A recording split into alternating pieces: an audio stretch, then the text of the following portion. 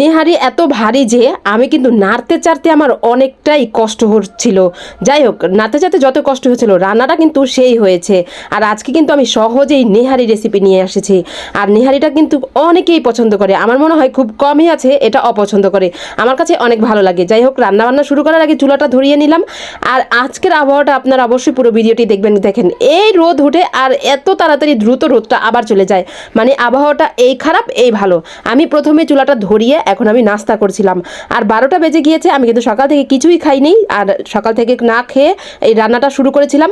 তারপর আমি একটু বিস্কুট খেয়ে চা খেয়ে তারপর আমি আবার রান্না শুরু করে দিয়েছিলাম। এখানে কিন্তু আমি প্রথমে অনেকগুলো পেঁয়াজ, সাথে আমি দুটো আস্ত এলাচি, দারচিনি, তেজপাতা, গোলমরিচ এগুলো দিয়ে নেড়ে চেড়ে দিচ্ছি ভালো করে। একটু হালকা যখন নরমটা হয়ে যাবে পেঁয়াজটা, তখন আমি বাকি সব মশলা দিব। আর আমি কিন্তু সহজেই রান্নার চেষ্টা করি, সহজ রেসিপিতে যাতে সুস্বাদু হয় সেভাবেই চেষ্টা করি। তারপর আমি লবণ দিয়ে, আদা রসুন দিয়ে, বাটা দিয়ে ভালো করে নেড়ে চেড়ে দিচ্ছি। আপনাদের কাছে একটি অনুরোধ, আমার চ্যানেলটি ভালো লাগলে অবশ্যই সবাই চ্যানেলটি একটি সাবস্ক্রাইব করে আসবেন, অবশ্যই পেজটি দিয়ে ফলো দিবেন, লাইক দিয়ে কমেন্ট করবেন কেমন হয়েছে। তারপর আমি ধনে গুঁড়ো আর বেশি করে আমি গরুর মশলা ছিল যেটা রাঁধুনি, সেটা একটু 1 চামচের মতো দিয়ে হলুদ মরিচ দিয়ে তারপর আবার নেড়ে চেড়ে দিচ্ছি। আর আমি কিন্তু আর কোনো এক্সট্রা আর কোনো মশলা দিব না, যেটা দিব একটু পরে দেখতে পারবেন পুরো ভিডিওটি। তারপর আমি মশলাগুলো ভালো করে কষিয়ে নিচ্ছি। অনেকেই আছে নেহারিটা কিন্তু একটু হলুদ মরিচ কম দিয়ে তারপর রান্না করে, কিন্তু আমি কিন্তু একটু বেশি বেশি দিয়েছি যাতে খেতে ভালো লাগে। কারণ নেহারির যে ঝোলটা সেটা কিন্তু অনেক সময় টেস্ট আসে না, টেস্ট হয় না।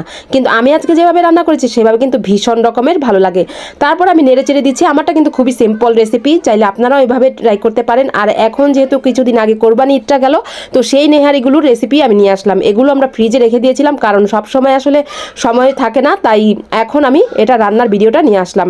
তারপর আমি নেড়ে চেড়ে ভালো করে 2-3 বার, মানে 2-3টা বলক আসা পর্যন্ত কষিয়ে নিয়েছি। একটু পানি দিয়ে ঢেকে দিব, 2-3 বার ঢাকনা উঠিয়ে নেড়ে চেড়ে ভালো করে কষিয়ে নিয়েছি। একটু পানি উঠে গিয়েছে এমনিতেও, যেহেতু গরুর মাংসের নেহারি এগুলা। তো যাই হোক, এখন নেড়ে চেড়ে আমি পরিমাণ মতো পানি দিয়েছি। আমি কিন্তু অনেকক্ষণ মাংসটা কষিয়েছি। পুরো ভিডিওটি দেখাতে গেলে তো অবশ্যই অনেক টাইম লাগবে, তা যাই হোক আমি শর্টকাটে চেষ্টা করেছি। এখন বেশি বেশি পানি দিয়ে দিতে হবে, যেহেতু নিহারি হতে একটু সময় লাগে, এগুলো হাড্ডি গুড্ডির ব্যাপার আর কি। যাই হোক, এখন আমি বেশি করে পানি দিয়েছি। আমার মা বললো যে আরও একটু পানি লাগবে, তাই আমি পরে কিন্তু আরও একটু পানি দিয়েছি। এখন উঠিয়ে দেখলাম কেমন অবস্থা। তো অনেকটা হয়ে এসেছিল, কিন্তু আরও জল শুকাবে, এটার জলটা আরেকটু শুকিয়ে যাবে। নেহারি জলটা কিন্তু অনেক বেশি শুকিয়ে ফেললে কিন্তু মানে একটু আঠা হয়ে যায়। আমার মা এদিকে এসে নেড়ে চেড়ে দিচ্ছিল আর বলছিল যে আরেক বেশি সময় লাগবে না হয়ে যেতে। তো এখন নেড়ে চেড়ে দিচ্ছে। আর এটা কিন্তু লেবুর রস, শশা কুচি এগুলো দিয়ে খেতে বেশি ভালো লাগে। সাথে কিন্তু নান রুটি, তন্দুর রুটি যে আমরা বলি, বা পরোটা দিয়ে সেই মজা লাগে। আমার নেহারিটা কিন্তু হয়ে গিয়েছে। কেমন হয়েছে আমার আজকের রেসিপিটি? আমি কিন্তু কোনো রকম পেঁয়াজ, বেরেস্তা আর শুকনো মরিচের বাগার ছাড়াই বানিয়ে ফেললাম।